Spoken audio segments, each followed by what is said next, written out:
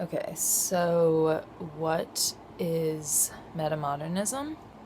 Today, metamodernism is about control. And I would very much like to be able to control my articulation of the relationship of metamodernism to control in a more controlled manner, but I'm controlling my eyebrows right now.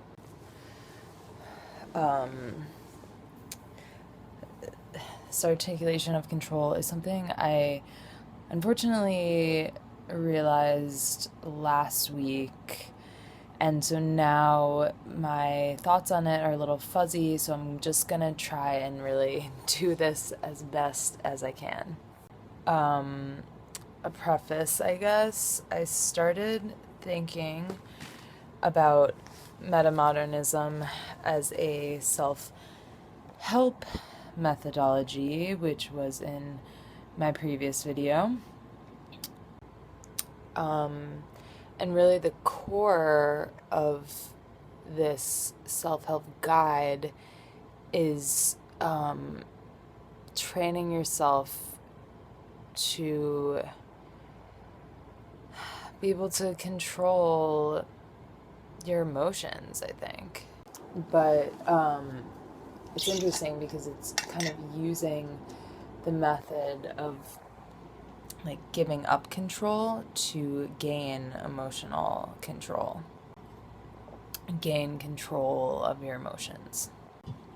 So we talk about this idea of metacognition, which is the idea of knowing about knowing.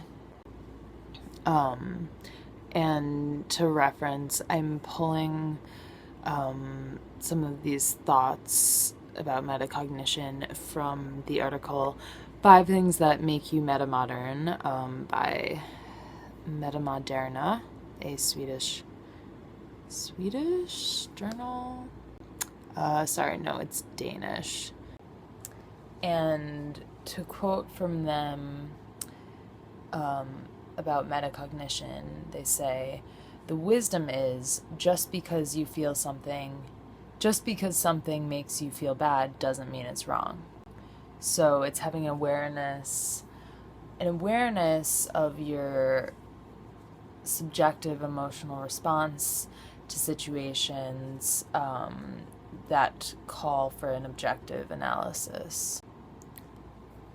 So it's not really about like trying to pretend you don't have emotions, and it's not a negative critique on society and consumerism and reality, but it's understanding the negative critique and then understanding the other side of the coin, which really is what enables change and growth and progress, if those things mean anything.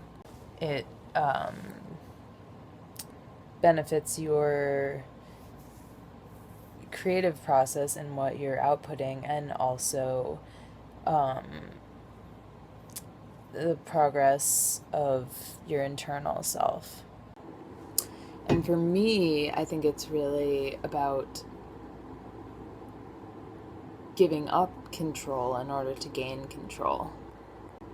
I'll read what I wrote last week if it's any help at all. Oh my god, I just realized the idea of control is a principal theme in metamodernism. This has to do with randomness, with default and customization, also with battling control of emotions I talked about last night in my video. And knowing what you're feeling is dumb, but feeling you can't get over it. Literally not being able to get over it emotionally, like your thoughts and knowledge are way ahead of your emotions. Like also, both and helps combat feeling a loss of control. I just mentioned an idea in class, which is the way I approach a lot of situations, which is to ask a fortune teller where you should go for your project and go there instead of you deciding. So, to me, something I notice a lot in projects or whatnot, design, etc., is like the idea of randomness generators, idea generators, fortune telling, kind of fortune thing. The like origami fortune tellers, fortune cookies, all of it really. It's all about saying, I don't know what idea I should choose because really there's endless things that could be great or horrible. But I'm going to utilize this amazing thing I have, technology, and that is just as valid of a way to make a decision. Just like the idea of flipping a coin on an idea is not so bad, because really all outcomes kind of merge together to give you the same results anyway. You kind of always get whatever you wanted anyway. All outcomes will be sort of similar, but the idea here is on the process. So, example, like I'm having a really bad day emotionally, I'm having a really hard time, and while I'm going through this emotional state, I know that eventually I'll get over it, eventually I'll be better, eventually I'll move on. But that doesn't really control what I'm feeling right now in this moment. I somehow feel this feeling that I can't get over it and my life is crumbling. Well, perhaps that is so, but what if I went through this effect and looked at it from a different angle? And you don't have to think about it as a better angle that's less painful, but just a different one. Like, what if there was an emotion generator?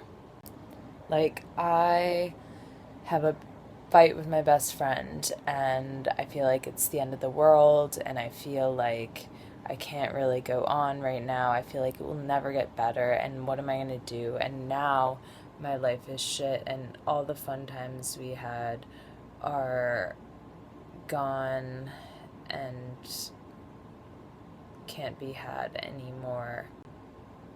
But what if there's a way to experience that from a different point of view?